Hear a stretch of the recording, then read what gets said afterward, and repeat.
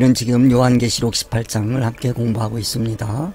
요한계시록 18장은 네 부분으로 나누어서 생각해 볼 수 있는데, 그 중에서 셋째 부분 경고의 메시지에 대해서 함께 생각하고 있습니다. 그 중에서 상인들의 상품들에 대해서 함께 생각하고 있는데, 오늘은 상인들의 상품들 중에서 마지막 부분이 되겠습니다. 종들과 사람들의 영혼이라고 번역되어 있는데 원어는 조금 다릅니다. 그 부분에 대해서 우리가 함께 생각해 보도록 하겠습니다. 요한계시록 18장 12절 그 상품은 금과 은과 보석과 진주와 세모보와 자주 옷감과 비단과 붉은 옷감이요 각종 향목과 각종 상아 기명이요 갑진나무와 진이와 철과 옥석으로 만든 각종 기명이요 계피와 향료와 향과 향유와 유향과 포도주와 감람류와 고운 밀가루와 밀과 소와 양과 말과 수레와 종들과 사람의 영혼들이라.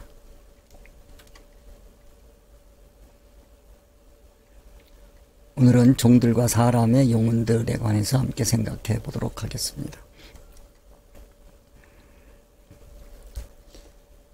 우리 지난 시간까지 멸망하는 바벨론의 상품 목록들 중에서 계피, 향료, 향유, 유향, 그 다음에 고운 밀가루, 밀, 소, 양, 말, 수레, 그리고 오늘은 종들과 사람의 영혼들에 대해서 함께 생각해 보겠습니다. 여기서 우리가 기억해야 하는 것은 계피, 향료, 향유, 유향, 그 다음에 고운 밀가루, 밀, 소, 양, 말, 수레 전부 성도들을 상징하는 거다 하는 말씀을 드렸습니다. 특별히 수레는 교회를 상징한다 말씀을 드렸습니다. 우리가 성경 말씀을 볼 때 있어서 그 성경 말씀은 표면과 이면으로 되어 있고, 성경의 표면 이치는 세상 이치입니다. 세상 이치를 따라서 기록되었습니다.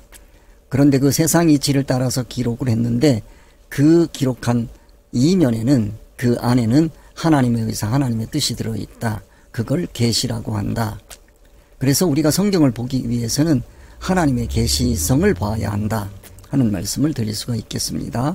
그래서 계시로 보는 성경의 첫걸음이 우리는 성경이고, 그 성경 중에서 이게 번역본이기 때문에 조금 우리가 이해하는 데 어려움이 있을 수 있으니까, 신약 성경의 경우에는 헬라어로 기록되어 있으니 성경 원어 헬라어의 도움을 받을 필요가 있다 하는 내용의 말씀을 드릴 수가 있겠습니다.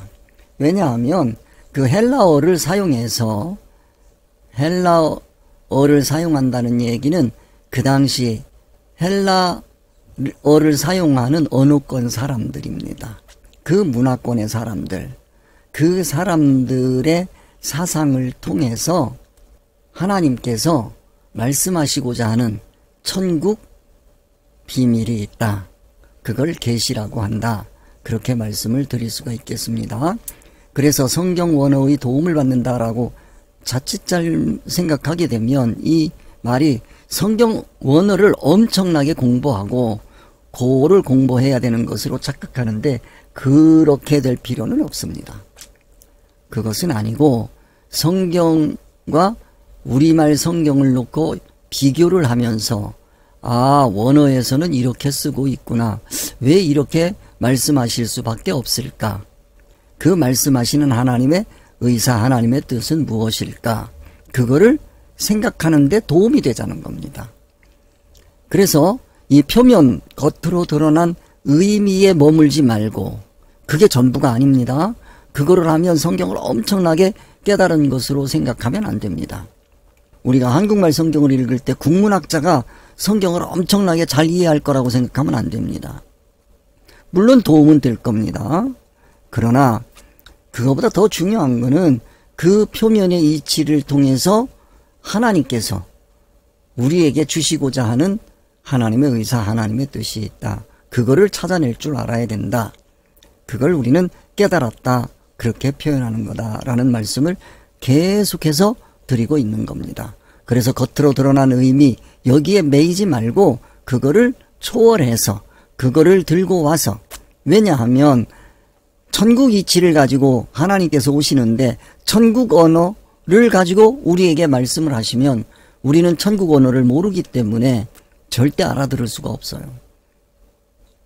그러면 그 천국 언어를 우리가 알아듣기 위해서는 세상에서 통용되고 있는 언어를 하나님이 사용하실 수밖에 없다. 그건 수단이다 하는 것을 여러분들이 기억을 하시고, 즉 겉으로 드러난 의미는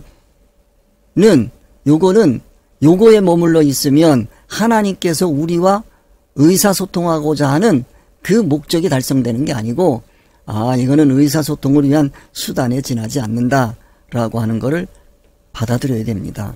그래야 성경의 문자에 매이지를 않습니다.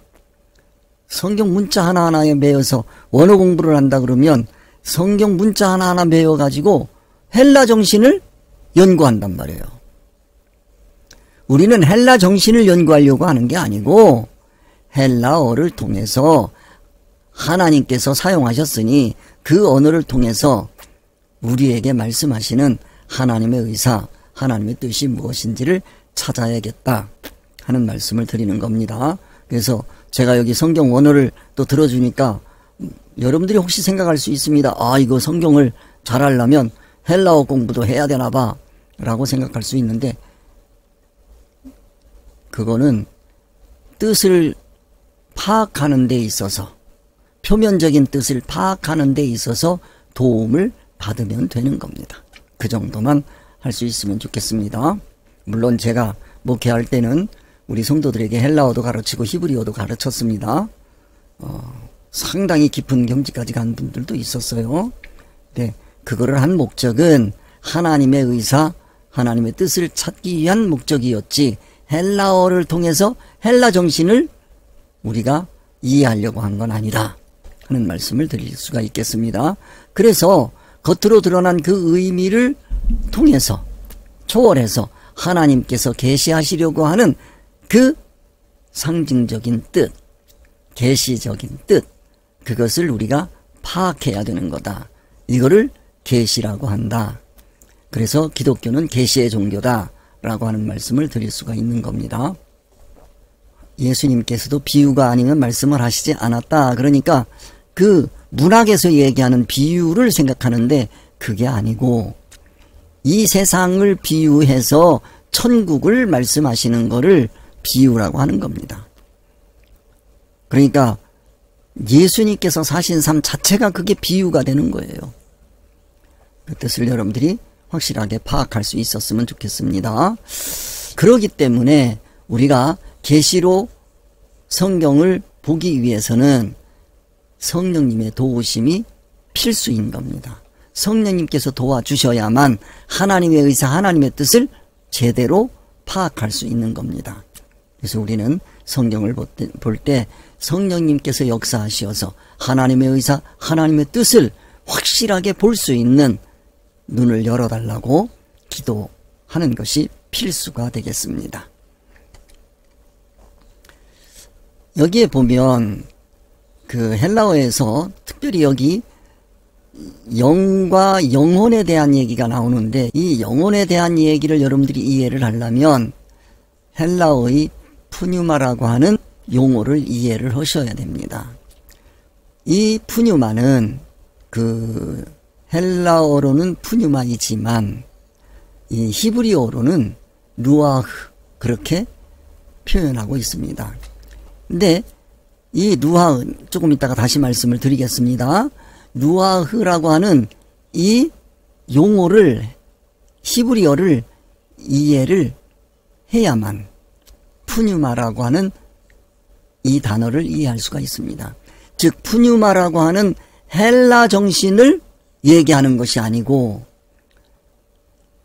이 푸뉴마를 통해서 하나님의 영 루아흐를 설명하는 거다. 그 용어다 라고 하는 걸 여러분들이 이해를 하셔야 됩니다. 그래서 푸뉴마라고 하는 건 영을 나타낸다, 스피릿이다 하는 걸 여러분들이 이해를 해 두시고, 그 의미는 숨 또는 바람을 의미합니다. 근데 여러분들 이따가 조금 이따가 다시 말씀을 드릴 텐데 푸시케라고 하는 헬라어가 있습니다. 이 푸시케도 숨 또는 바람이에요. 비슷한 말이에요. 그런데 기독교에서는 이걸 다르게 쓰는 거예요. 이따가 다시 가서 말씀을 드리겠습니다. 그래서 이 영을 얘기할 때 푸뉴마를 통해서 성경에서 얘기하고자 하는 것은 인간의 육체를 초월하는 영적인 본질, 즉 하나님의 영을 얘기하는 것이다. 하나님의 영을 얘기할 때는 푸뉴마를 얘기합니다. 이 푸뉴마를 여러분들이 이해를 하셔야 되는 겁니다. 근데 인간의 영은 조금 이따가 말씀을 드릴게요. 다르게 표현합니다. 그런데 헬라어에서는 똑같아요. 의미는 똑같은데 다른 표현을 쓰고 있었다. 요 정도 말씀을 드리고 또 말씀을 드리겠습니다. 자, 그래서 요 푸뉴마 70인역에서는 푸뉴마라고 번역을 했는데 뭐를 번역했느냐? 루아흐라고 하는 그 히브리어를 번역했고, 루아흐라고 하는 건 창세기 1장 2절에서 처음 사용했어요. 창세기 1장 2절에서. 그리고 창세기에서는 루아흐라고 하는 단어를 한 번도 안 썼어요. 즉 숨 또는 바람에 해당하는 이 루아흐라고 하는 그 단어는 하나님에게만 썼다 하는 걸 여러분들이 이해를 하시고, 창세기에는 더 이상 나오지 않는다 하는 것을 이해를 하시고, 조금 있다가 사람에게도 영이라고 하는 게 있는데 사람에게 사용한 그 영은 혼이라고도 하고, 일반적으로 이 영의 개념이 없기 때문에 하나님의 영을 모르기 때문에 영혼이라고 표현을 했습니다. 다음 조금 이따가 다시 말씀을 드릴게요. 자, 특징은 하나님과 직접 연결되는 겁니다. 영은 하나님과 직접 연결되는 것이고 그 영원한 생명을 가지고 있는 겁니다. 기독교 신앙의 가장 독특한 개념입니다. 세상 어떠한 곳에도 이 영이라는 개념이 없어요. 하나님의 영이라는 개념이 없다 하는 것을 여러분들이 이해를 하시고, 내가 지금 말씀드리고 있는 이 얘기를 여러분들이 세상 가치관적인 그 개념으로 파악하려고 그러면 혼돈이 옵니다. 그러니까 세상적인 영혼 개념과 혼동하지 않도록 여기서 확실하게 해두시기 바랍니다. 푸뉴마, 요 단어는 하나님에게만 사용되던 용어다 하는 것을 알고, 이게 신약으로 가면 예수님께서 사용하시는 이 개념은 이제는 사람에게도 사용이 됩니다. 그건 기독교인에게만 있는 겁니다. 그렇기 때문에 이 내용들을 여러분들이 이해를 하셔야 됩니다. 자, 용어는 다르다. 꼭 기억을 하시고요. 아까 말씀을 드렸습니다. 푸시케. 자, 헬라어로는 푸시케입니다. 그런데 히브리어로는 네페시입니다. 네페시. 자, 이 네페시는 의미가 숨 또는 호흡입니다. 아까 말씀드렸습니다. 루아흐에 해당하는 그 푸뉴마는 숨 또는 바람입니다. 이거 처음 들으면 헷갈립니다. 왜 똑같은 용어니까요? 우리나라 말에도 같은 의미를 가진 단어가 여러 개가 있지만 조금의 의미상의 차이가 있어요. 그렇게 생각을 하시면 됩니다. 푸뉴마와 푸시케는 헬라 사람들이 그 당시에 사용할 때에는 거의 비슷하게 사용을 했어요. 그런데 기독교의 독특한 하나님의 영이라고 하는 거를 번역하려고 보니까, 헬라어로 번역하려고 보니까 푸시케를 쓸까 루아흐를 쓸까. 그래서 하나님의 영에 해당하는 것은 푸뉴마 루아흐를 쓴 거고, 푸뉴마 루아흐를 쓴 거고, 여기 인간에게 사용할 때는 푸시케를 씁니다. 이게 창세기 2장 7절에 가면 처음 등장하는데 푸시케입니다. 생명이 됐다라고 하는 표현이 있습니다. 푸시케입니다. 그거는. 피조물이 가지는 무형적인 육이라고 저는 지금까지 표현을 했는데 그 영혼은 푸시케다. 그래서 영을 빼고 혼이라고만 표현하다 보니까 성경에서 영혼이라고 너무 많이 번역을 해놨어요. 그래서 영혼이 마치 영과 혼이 합쳐진 거라고 생각하시면 안 돼요. 푸시케요, 그건. 그런 오해를 없애기 위해서 그동안에 혼이라고만 했는데 이제 여러분들이 이 정도 이해됐으면 아, 영혼 푸시케, 히브리어로는 네페시 이렇게 표현한다, 이렇게 생각을 하시면 되겠습니다. 의미는 똑같아요. 푸시케나 푸뉴마나 의미는 똑같다, 이렇게 생각하시면 돼요. 숨 또는 호흡이에요. 자, 본질은 인간의 생명입니다. 마음이고 정서고 의지고 자아고. 이거를 표현할 때 무형적 육이라고 저는 표현을 했습니다. 그래서 그런 의미를 가지고 있다. 우리가 피조물로서 처음에 창조되었을 때는 육만 있는데 하나님께서 푸시케를 불어주신 거예요. 루아흐를, 하나님의 루아흐를 불어넣어 주셔서 푸시케가 되는 거예요. 네페시가 되는 거예요.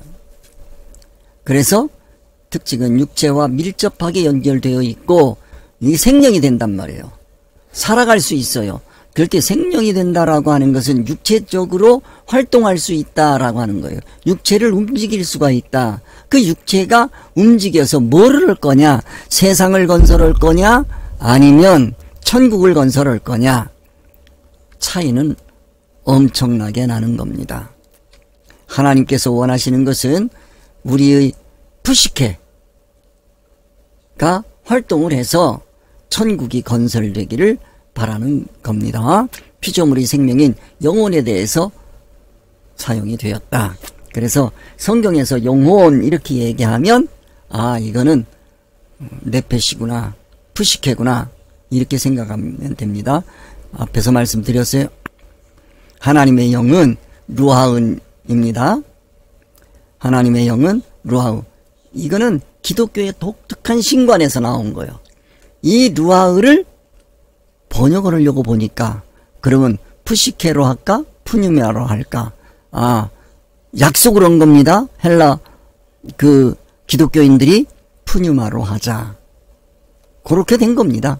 그래서 이게 헷갈리는데 영 그러면 하나님의 영, 푸뉴마, 영혼 하면 푸시케, 그건 사람의 영혼, 그렇게 생각하시면 됩니다. 이 푸시케 여기에서 사이콜로지라고 하는 심리학이라고 하는 어원도 나왔다고 합니다. 자, 다시 한번 정리합니다. 오늘 이 시간에 여러분들이 영과 영혼을 확실하게 구별할 수 있게 되기를 바랍니다. 영, 히브리어로는 루아흐, 헬라어로는 푸뉴마, 푸뉴마, 루아흐. 그 다음에 영혼은 푸시케 또는 네페시, 이렇게 표현할 수 있다 하는 말씀을 여기서 드릴 수가 있겠습니다. 네페시, 네페시 꼭 기억을 해 두시고, 그 다음에 의미는 다 숨 또는 바람입니다. 다 호흡과 관계가 있어요. 숨과 관계가 있어요. 또는 호흡이에요. 자, 푸뉴마는 천국 차원의 영적 생명이고요. 이 푸시케는 피조물의 본성적 혼이다, 영혼이다, 생명이다, 육적 생명이다, 그렇게 생각을 하시면 되겠습니다. 자, 푸뉴마는 하나님과의 관계를 확실하게 하는 것이고, 여기 영혼은 인간의 인격과 생명으로 이거는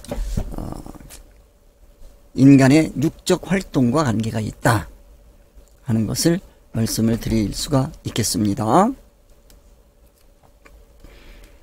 자, 이제 그러면 기독교의 상징적인 죄악에 대해서 한번 생각해 보도록 하겠습니다. 기독교의 상징적 죄악. 즉 이건 계시적 죄악이란 말이에요. 기독교의 기준에서 볼 때는 죄악이지만 세상적인 가치관에서 보면 그건 죄악이 아닐 수도 있습니다. 종들에 대해서 우리가 한번 생각해 보자. 종들이라고 하는 거는 소마톤 이렇게 헬라어로 표현할 수 있어요. 소마톤. 이거를 표현할 때 종들인데, 근데 소마톤이라고 하는 건 몸 또는 육체를 나타내는 단어입니다. 소마톤 하면 몸 또는 육체를 나타내는 단어인데, 자, 그러면 육체라고 하는 거는 이거는 활동성이란 말이에요. 운동이란 말이에요. 삶이란 말이에요. 눈에 보이는 거란 말이에요.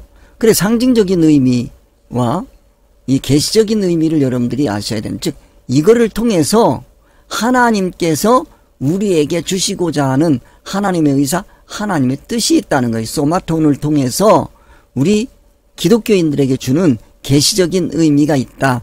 표면은 육체지만 그 이면은 뭔가를 우리에게 말씀하시고자 하는 거다. 자, 소마톤이라고 하는 거를 보면 이거는, 자, 육체는 뭐 하는 거냐면 이거는 아주 중요한 것이 순종입니다. 순종이라고 하는 것은 그 이면인 이성이 확실하게 잡히고 그 변화된 이성 활동에 의해서 이해타산가치 판단 평가가 정해지고 육이 움직이면 그거를 순종이라고 한다. 그런데 속의 이성은 변하지 않았는데 활동만 나타나는 거예요. 왜? 외부적인 무력의 힘에 의해서 억지로 움직이면 그거는 노예가 되는 겁니다. 그거를 생각하시면서 단순한 노예 무역을 넘어서 기독교적인 죄악을 우리가 생각해 봐야 되겠다 하는 얘기입니다. 즉 활동적으로 죄악인 거 그것만 보지 말고 그 이면에 죄악인 것을 우리가 볼 수 있어야 되겠다. 여기서 우리가 기억해야 하는 것은 성도들의 몸과 헌신하는 신앙을 기독교 지도자들이 자신들의 목적을 위해서, 그 목적은 뭐겠습니까? 세상 성공이란 말이에요. 세상 풍요란 말이에요. 자신들의 세상 목적을 달성하기 위해서 상품처럼 사고 파는 거예요. 이게 이해하기가 조금 어렵겠지만 우리가 그 성도들의 몸과 헌신을 교회가 요구할 수밖에 없어요. 해야 돼요. 그럴 때 그 요구하는 거는 무엇 때문에 하는 거냐면 그러한 신앙 활동을 통해서 천국이 성취되는 거예요. 성도가 교회 지도자가 설교하는 내용을 따라서 또는 속장이라든지 권사라든지 장로님들이라든지 이 사람들이 얘기하는 것에 따라서 활동을 했어요. 그 활동을 했으면 그 활동은 하나님으로부터 칭찬을 받아야 되고 그것은 하나님의 의사성에 맞아야 된다는 뜻입니다. 그러면 그러한 활동들은 모두가 다 마지막 때 부활하게 됩니다. 부활한다는 얘기는 부활체를 입는다는 뜻이고 천국에 가서 누린다는 뜻이 들어있단 말이에요.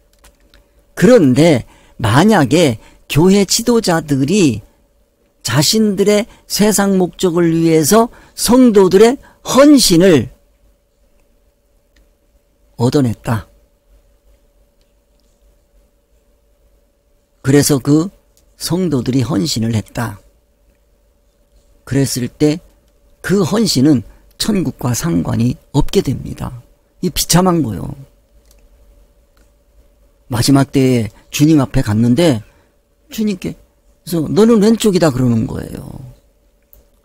아니 제가 주님의 이름으로 이러이러이러한 일을 했습니다 라고 얘기하면 예수님께서 나는 그건 네가 한 거 모른다. 예수님의 이름으로 했는데 그 예수님의 이름을 도용한 거예요. 예수님이 인정을 하지 않는 도용이라니까요. 예수님의 이름을 도용하는 게 얼마나 많은지 몰라요. 그러면 그건 신앙생활 헛산 겁니다. 망한 거요. 패망한 거요. 그거는 죄란 말이에요. 그러면 자, 그 헌신한 사람도 죄고 그거를 시킨 사람도 죄요. 그게 종들을 사고 파는 거요. 헌신을 요구했고 헌신을 했고 근데 그게 하나님으로부터 인정받지 못한다. 그 죄라니까요. 이 죄를 이해를 못하면 성경 해석은 어려워지는 겁니다. 세속화된 교회의 비인격적인 착취에 대해서 이해를 해야 되는 거예요. 세속화된 교회라는 게 뭐냐? 세상 가치관으로 움직이는 교회와 지도자들을 뜻하는 겁니다. 제가 이렇게 말씀을 드리는 것은 교회를 비판하고 비난하기 위한 것이 아니고 나의 영혼이 살기 위한 몸부림이다. 이 설교를 듣는 분들의 영혼이 살기 위한 몸부림이다. 이렇게 이해를 해주시면 좋겠습니다. 이 상징적 죄악 두 번째가 있단 말이에요. 사람들의 영혼이 네펫이라고 했단 말이에요. 사람의 영혼들로 번역된 푸시카스 안트로폰. 여기 푸시카스라고 하는 거는 영혼입니다. 푸시카스. 안트로폰 하는 거는 사람이란 말이에요. 사람의 영혼들이란 말이에요. 직역하면 사람의 혼이요. 사람의 영혼이요. 한국 성경에서는 대부분 영혼으로 번역을 했어요. 혼이든 영혼이든 이거는 푸시카스다. 루아흐가 아니다 하는 거 여러분들이 이해를 하시고, 자, 상징적 의미가 뭐냐? 육체를 넘어선 사람의 몸만, 세상 사람들은 노동력만 뺏어가려고 했어요. 근데 사람이요, 약아지면서 사람들로 하여금 노동력만 빼앗으려고 하면 그건 무력을 사용하면 돼요. 근데 무력만 사용해가지고 안 되니까 언젠가 반란이 일어날 줄 모르고 하니까 사람들의 내면, 인격, 자유의지를 변화시키는 거예요. 이거를 뭐라고 표현하냐면 의식화라고 표현하고, 또는 요즘에 아주 젊은 사람들이 많이 쓰는 용어가 있습니다. 가스라이팅. 사람이 가스라이팅 한번 되면요, 자기가 알아서 가서 설설 켜줘. 성도들이요, 잘못하면 하나님 앞에 자신이 엎드러지는 게 아니라 눈에 보이는 목사 앞에, 제도권 앞에, 교함 앞에, 권세자 앞에 엎드러진단 말이에요. 무서운 거예요. 왜 그래요? 의식화돼서 그렇단 말이에요. 가스라이팅 돼서 그렇단 말이에요. 그래서 성경의 표면이 아니고 이면, 하나님의 의사성이 중요하다라고 말씀을 하는 거예요. 그 의사성을 받아야 하나님께서 원하는 내면의 사람, 인격이 변화되는 거예요. 사람이 인격이 하나님의 온전한 인격을 담지 않으면 기독교의 의미는 사라지는 거다. 여러분들이 이거를 이해를 하셔야 됩니다. 육체를 넘어선 지배를 한단 말이에요. 사람들이요, 이 몸만 움직이는 걸로 만족하지 않고 정신까지도 지배하려고 한단 말이에요. 사람이 내면, 인격, 자유의지까지 소유하려고 합니다. 그게 종교화된 겁니다. 이 종교의 무서운 게 거기에 있다고요. 그래서 이 공산주의자들은 종교를 제일 싫어하는 거예요. 자기네가 사람들을 의식화시키려고 하는데 종교가 자리 잡고 있으면 사람들이 잘 안 변하거든. 그만큼 종교라고 하는 것은 사람의 인격과 밀접하게 연결되어 있는 겁니다. 그런데요, 중요한 것은 그 인격이 세상 가치관에 의해서 형성된 인격이 아니고 하나님의 말씀, 성경의 계시, 이면에 의해서, 하나님의 의사성에 의해서, 그건 진리 이치입니다. 진리 이치로 깨닫고 그 진리 이치에 사람이 되어가는 겁니다. 진리 이치에 사람이 되고 나면 그 사람은 세상의 어떠한 것도 그 사람을 움직일 수가 없어요. 그리고 그 사람은 하나님이 지키실 수밖에 없죠. 하나님이 사용하시는 사람이에요. 나는 사람이 쓰는 그와 같은 사람인가? 아니면 하나님께서 사용하시는 사람인가? 우리는 늘 스스로를 돌아볼 수 있어야 됩니다. 그렇게 진리 이치로 변화되려고 하는 사람들을 진리 이치와 상관이 없는 세상 이치로 게슬라이팅해서 그 사람을 자신의 소유물처럼, 재물처럼 써먹는 거예요. 팔기도 하고 사기도 하고 거래하는 거죠.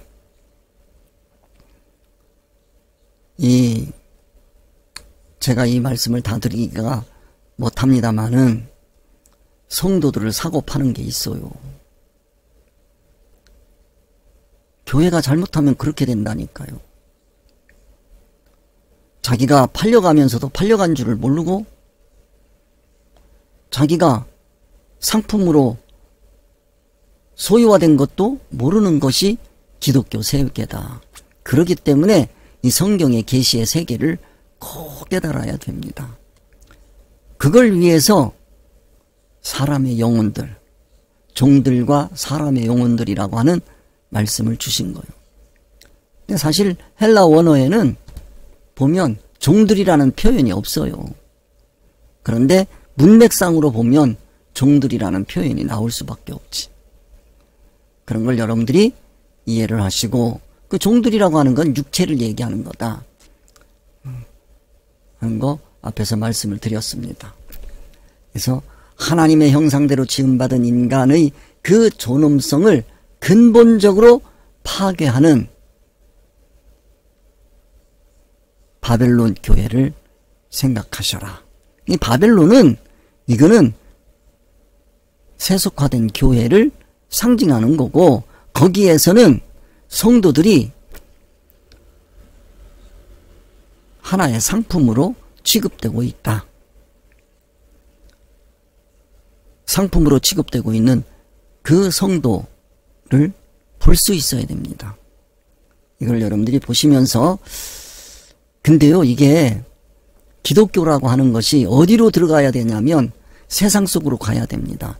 세상 속으로 간다는 얘기는 세상 이치가 돌아가는 그곳에 가야 되는 거예요. 때로는 그리스로도 가야 되고, 로마로도 가야 되고, 유럽으로도 가야 되고, 미국으로도 가야 되는 거예요. 땅끝까지 가야 되는 거예요. 그것이 한국까지 왔단 말이에요. 그래, 한국까지 와서 가는 곳마다 교회가 어떤 모습이었는지 시간 있으면 언젠가 말씀드릴 기회가 있기를 바랍니다. 이거를 여러분들이 이해를 하셔야 된다. 교회는 순식간에 세속화될 수밖에 없는 위치에 있다 하는 거 꼭 기억하시고요. 남의 얘기다 생각하지 말고 우리가 세속화될 수밖에 없는 그런 위치에서 그 세속화를 벗어나는 길, 그걸 우리가 요한계시록을 통해서 배워야 되겠다 하는 말씀을 드립니다. 그래서 여기에 보면 요한계시록의 강력한 경고입니다. 바벨론의 멸망을 들고 와서 세속화된 교회의 미래, 즉 멸망을 말씀하시려고 하는 거예요. 바벨론이 멸망하는 게 문제가 아니에요. 세상이 망하는 게 문제가 아니에요. 교회가 망하는 게 문제라니까요. 교회가 왜 망하느냐?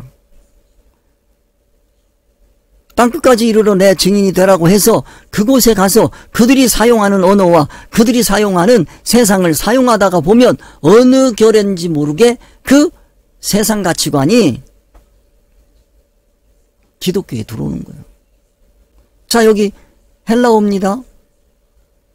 자, 가치관이 뭡니까? 히브리 가치관이란 말이에요. 기독교인의 가치관이에요. 히브리 가치관에서 벗어난 게 기독교예요. 그 기독교 가치관을 세워주신 분이 누구냐? 예수 그리스도란 말이에요. 그 가치관을 가지고 그 신앙 정신을 가지고 땅끝까지 이르러 예수를 증거하러 가는데 그 가는 것이 헬라 지역이란 말이에요. 소아시아 지역이란 말이에요. 그래서 유럽으로 넘어간단 말이에요. 그리스 사람들을 만난단 말이에요. 헬라 사람들을 만난단 말이에요. 그럼 그들과 만나서 얘기하려면 그들이 문화로 되어 있는 철학이 있단 말이에요. 철학이 제일 꼽힌 곳이 그리스니까요. 그들에게 기독교가 가서 그들과 대화를 하려면 철학을 모를 수는 없어요. 그 철학 사상을 잘 이해하고 전하다 보면 그러면 기독교의 어느 결인지 모르게 물들어 들어와요. 그리스의 사상이 들어와요. 그것이 바로 헬라 철학이 기독교에 들어오게 되는 계기가 되는 거죠. 그래서 기독교의 신학이 발전을 하게 됩니다. 철학과 만나서 그 신학으로 나가야 되는데 철학을 뛰어넘는 하나님의 사상으로 이 기독교 사상이 정립돼야 되는데 오히려 기독교의 사상을 철학이 점령을 해버리니까 이게 문제가 되는 거예요.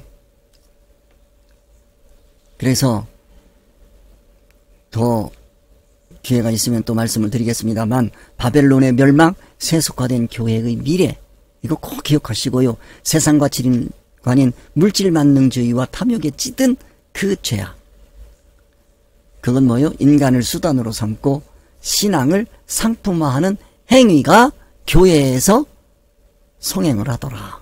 그 얘기입니다. 그게 현대교회까지 이어지고 있어요. 하나님의 형상대로 지음받은 인간의 존엄성을 파괴하는 짓이요. 결국 패망할 수밖에 없는 교회의 현 상황이 바벨론을 통해서 볼 수 있어야 되는 겁니다. 그게 요한계시록이 우리에게 주는 교훈의 말씀인 겁니다. 자, 그러면 오늘 말씀을 통해서 우리가 돌아봐야 됩니다. 나의 몸과 영혼은 건강한가? 나의 몸과 영혼이 건강하다는 얘기는 하나님의 의사성에 맞는가? 라는 거예요. 늘 우리는 질문해야 돼요. 나의 몸과 영혼은 건강한가? 건강의 기준은 뭐냐? 세상 가치관이 아니란 말이에요. 하나님의 의사성, 진리, 이치란 말이에요. 그걸로 평가해보자. 세상 욕망을 채워주는 내가 도구가 됐나? 나는 신앙생활을 열심히 한다고 했는데 세상 욕망을 채워주는 도구에 지나지 않는가? 마지막 때 예수님께서 너 왼쪽이다 라는 사람이죠. 나는 하나님의 영광을 과연 실현하는 주체인가? 우리는요 하나님의 영광, 즉 내가 하나님의 온전한 인격으로 닮아가는 신앙 주체이어야 합니다. 종이 돼서는 안 된단 말이에요. 그래서 하나님의 영광을 실현하는 주체가 되어야 된다 하는 말씀까지 드릴 수 있겠습니다. 여러분 부디 오늘 말씀을 통해서 우리가 세상 사람들의 도구가 되어서는 안 되고 하나님의 영광을 실현하는 주체가 되어야 된다.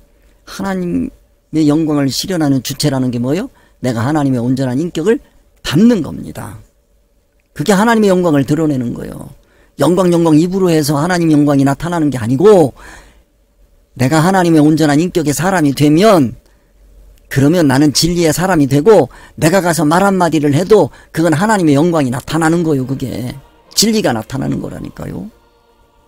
그런 세계를 이해를 하셨으면 좋겠다 하는 말씀을 드리겠습니다. 자, 수고하셨습니다. 오늘 여기까지 하겠습니다.